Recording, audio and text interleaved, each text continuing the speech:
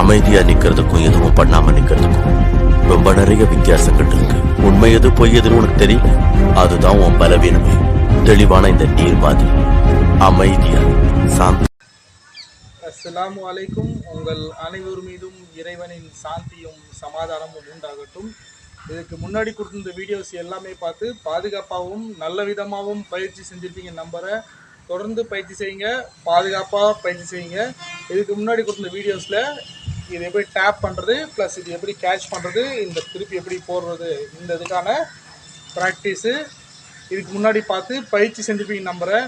ஒருவேளை இந்த வீடியோவுக்கு புதுசாக இருந்தீங்கன்னா இதுக்கு முன்னாடி அந்த வீடியோஸ்லாம் கொடுத்துருக்கேன், அதை பார்த்து பாதுகாப்பாகவும் நல்ல விதமாகவும் பயிற்சி செய்யுங்க. இன்றைக்கி நான் உங்களுக்கு கொடுக்க போகிற பயிற்சி பார்ப்பதற்கு ரொம்ப சுலபமாக இருக்கும், ஆனால் கடினமான பயிற்சி. கொஞ்சம் தவறினாலும் உடம்புல நிறைய பாகங்களில் எங்கே வேணால் அடிபடலாம். முகத்துலேருந்து தோள்பட்டை, நெஞ்சு, வயிறு, உயிர் நாடி வரைக்குமே அடிபட வாய்ப்பு இருக்குது. பார்ப்பதற்கு சுலபமாக இருக்கும். அது என்ன மாதிரிலாம் அதில் பிழைகள் நடக்கும்போது எங்கெங்கே அடிபடணும் ஓரளவுக்கு நான் சொல்கிறேன். நீங்கள் பயிற்சி செய்யும்போது பாதுகாப்பாக பயிற்சி செய்யுங்க. பொதுவாக நஞ்சாக் பயிற்சி செய்கிறவங்க இந்த மாதிரி தான் பயிற்சி செய்வாங்க, சரிங்களா? இது நம்ம உள் பக்கம் தான் போட்டு பிடிக்கிறோம். இதே என்ன பண்ணுறோம், கைக்கு வெளிப்பக்கம். உங்களுக்கு தெரியுதுன்னு நினைக்கிறேன்.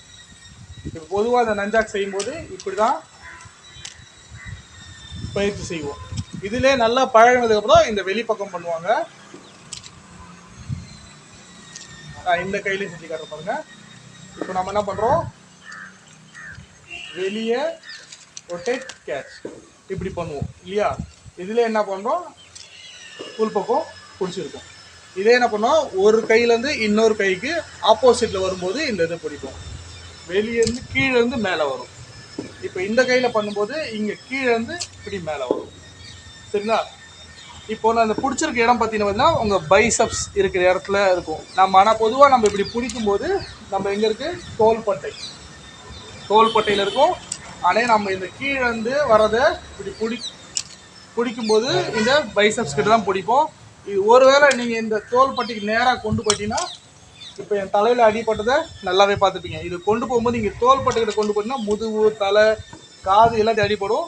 உங்கள் பைசப்ஸ்க்கு நேராக வந்தால் மட்டும்தான் நீங்கள் இப்படி பிடிக்க முடியும், சரிங்களா?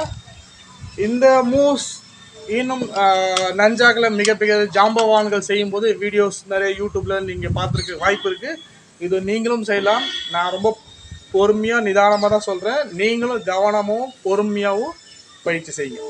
இப்போது நீங்கள் இது இப்படி போட்டு பிடிக்கும்போது நீங்கள் கவனிக்க வேண்டிய விஷயம், உங்கள் கை இருக்கு இல்லையா, உள்ளங்கை மேலே பார்த்த மாதிரி இந்த மாதிரி நேராக இருக்கணும். உங்களுக்கு நான் பிடிக்கிறது தெளிவாக புரியுதுன்னு நினைக்கிறேன். ஒருவேளை உங்கள் கை கொஞ்சம் திரும்பிருச்சு, நேராக இல்லாமல் திரும்பிருச்சுன்னா என்ன ஆகுதுன்னு பாருங்கள், தெரியுங்களா? நஞ்சாக் விட்டு போவோம், இல்லைன்னா கரெக்டாக விரலில் அடிக்கும். உங்கள் பைசப்ஸை பார்த்து வெளிப்பக்கம் இருக்கிற மாதிரி உள்ளங்கை மேலே இருந்துச்சுன்னா உங்களுக்கு சரியாக நஞ்சாக் வரும். தெளிவாக புரியுதுன்னு நினைக்கிறேன். அதே நீங்கள் என்ன பண்ணுறீங்க, இந்த சரியாக வைக்காமல் கொஞ்சம் திருப்பிட்டீங்க, இல்லை இந்த கட்டை விரலை திறந்து வச்சுருக்கீங்கன்னா, இப்போ நேராக என் கையில் அடிப்பட்டதை நீங்கள் தெளிவாக பார்த்துருப்பீங்க நம்புறேன். ஸோ இப்படி வச்சுட்டிங்கனாலும் வெறும் நஞ்சாக் தான் சுற்றும் போது கட்டை விரல் நீங்கள் திறந்து வச்சுருந்தீங்கன்னா கட்டை விரலில் அடிப்பட நிறைய வாய்ப்புகள் இருக்குது. ஸோ உங்கள் இந்த எல்போ இருக்கு இல்லையா, இப்படி கீழே இறங்கியிருக்கு மேலே இறங்கியிருக்கு என்று பார்க்காதீங்க. ரொம்ப சமமாக இருக்கணும் அவசியம் இல்லை. ஏன்னா சமமாக இருக்கும்போது கை தலைக்கு மேலே போயிடும். இந்த எல்போ கொஞ்சம் கீழே இறங்கியிருக்கணும். உங்கள் முகத்துக்கு நேர்வாட்டமாக இதை திரும்பி இருக்கணும். கையிலேருந்து வெளிப்பக்கம் இது உள்ளங்கை நேராக இருக்கும்போது நீங்கள் இதை போடும்போது தானாகவே நஞ்சாக உள்ளங்கையில் உட்காரும். இப்படி புதுசாக நீங்கள் பயிற்சி பண்ணும்போது லேசாக விரல்களோ உள்ளங்கையிலையோ அடிப்படுறதுக்கு வாய்ப்புகள் நிறையவே இருக்குது. ஸோ புதுசாக பயிற்சி பண்ணுறவங்க ரொம்ப நிதானமாக பயிற்சி பண்ணுங்கள். ஒருவேளை நான் இந்த வீடியோவை பார்த்துட்டேன், நான் இதே மாதிரி செய்யணும் ஆசைப்பட்றேன், நான் இன்னும் உங்கள் பழைய வீடியோஸ் எல்லாமே பார்த்து பண்ணுறத விட இதை நான் உடனே பண்ணணும் ஆசைப்பட்டீங்கன்னா, இப்போ நான் சொல்கிற இந்த விஷயத்தை நல்லா பயிற்சி பண்ணிட்டு இது பண்ணுங்கள், கண்டிப்பாக முடியும். நஞ்சாக ஃப்ரீயாக விட்டுட்டு மேலே வரும்போது இந்த ஜஸ்ட் இங்கே கொண்டு வாங்க, போதும். கொண்டு வந்துட்டு இப்படி கொண்டு போங்க ஒரு 10 டைம்ஸ், சரிங்களா? மறுபடியும் வரும்போது இதை கொண்டு போய் ஜஸ்ட் உள்ளங்கையில் தட்டுங்க ஒரு 10 டைம்ஸ். அதுக்கப்புறம் நெக்ஸ்ட் டைம் பிடிங்க. இப்படி இப்போ இந்த grip இதை பயிற்சி பண்ணிட்டாலே இப்போ நான் இந்த வீடியோவில் சொன்ன இந்த இது நீங்கள் தாராளமாக பண்ணிடலாம். சரிங்களா? இதில் இன்னும் ஒரே ஒரு விஷயம் சேர்க்க போகிறேன். நான் இந்த பக்கமே திரும்பின மாதிரி பண்ணுறேன். அப்போ உங்களுக்கு ரொம்ப சுலபமாக புரியும். இதை பிடிக்கிறீங்களா? இதை தூக்கி போடும்போது இந்த கையில் இப்படி பிடிங்க. நிதானமாக தூக்கி போடுங்க. இங்கே வேகமாக தூக்கி போடும்போது நேராக பாருங்க வயிறு அடிப்படும். இப்படி தூக்கி போடும்போது முகத்துக்கிட்டு வந்து போனதை நீங்கள் நல்லாவே பார்த்துருப்பீங்க. நீங்கள் தூக்கி போடுறீங்க, புரியுதுங்களா? கீழே இருந்து இப்படி நம்ம பிடிப்போம் இல்லையா? இதே வெளியே இருந்து போடுறதா இந்த இது பிடிக்க போகிறோம். இப்போ ரைட் ஹேண்டில் போடுகிறோம், லெஃப்ட் ஹேண்டில் பிடிக்கிறோம். இப்போ ரைட் ஹேண்டில் கீழே வந்து மேலே பிடிக்கிறோம். இதை மாதிரி வெளியே தூக்கி போட்டு ரைட் ஹேண்டில் பிடிச்சிக்கோங்க. ஃப்ரீயாக விட்டுருங்க, அசையை விட்டு மறுபடியும் போட்டு பிடிங்க. இதை பிடிக்கும்போது இதை நீங்கள் தூக்கி போடும்போது புரியுதுங்களா? தடுமாற்றங்கள் அந்த வேகம்ன்றது செய்ய பழகும். எவ்வளோ அதிகம் பண்ணணும் கம்மி பண்ணணும்னு நீங்கள் பயிற்சி பண்ண அந்த வேகத்தோட புரிதல் வரும். இது நீங்கள் செய்யும்போது என்ன பண்ணிட்டீங்க, நீங்கள் கொண்டு வந்து இப்படி நவுத்திட்டீங்கன்னா தெரியுதுங்களா? உயரத்தை குறைச்சிட்டாலோ உங்கள் கீழ் கையில் வந்து அடிப்படும். இல்லை கொஞ்சம் உள்பக்கம் தள்ளி போட்டிங்கன்னா இந்த மாதிரி விழும். அது சரியான நிலையில் பிடிக்கிறதுக்கு தொடர் பயிற்சி செய்யும்போது அந்த நிலை உங்களுக்கு கிடைச்சிரும். நிதானமாக பயிற்சி பண்ணும்போது கையை நிறுத்திக்கோங்க, உள்ளங்கை நல்லா நேராக்குங்க, கட்டை விரல் இப்படி திறந்து இல்லாமல் கிட்ட வச்சுக்கோங்க. நீங்கள் நஞ்சாக்கு வரும்போது தானாக கட்டை விரலை மட்டும் அப்போ மட்டும் திறந்து பிடிச்சிக்கலாம். இந்த மாதிரி பயிற்சி பண்ணும்போது ஆரம்பத்தில் கொஞ்சம் கட்டை விரல்லையோ அடிபட நிறைய வாய்ப்புகள் இருக்குது.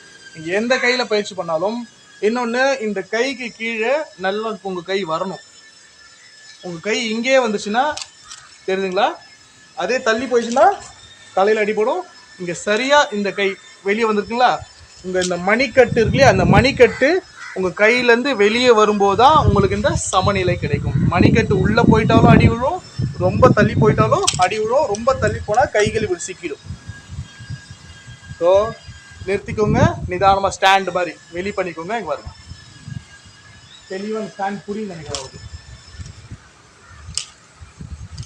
உங்களுக்கு தெளிவாக புரிஞ்சிருக்கும். இந்த பக்கம் அதே மாதிரி செஞ்சு காட்டணும்.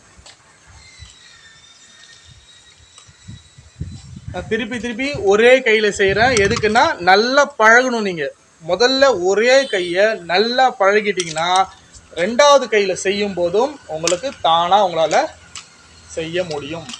இதில் நிறைய ட்ரிக்ஸ் இருக்குது, நிறைய மெத்தட்ஸ் இருக்குது பண்ணுறது. இதுலேயே தலையை சுற்றி பண்ணுறது, டேப்பிங், இந்த மாதிரி நிறைய விஷயங்கள் நீங்கள் உள்ளே சேர்த்துடலாம்.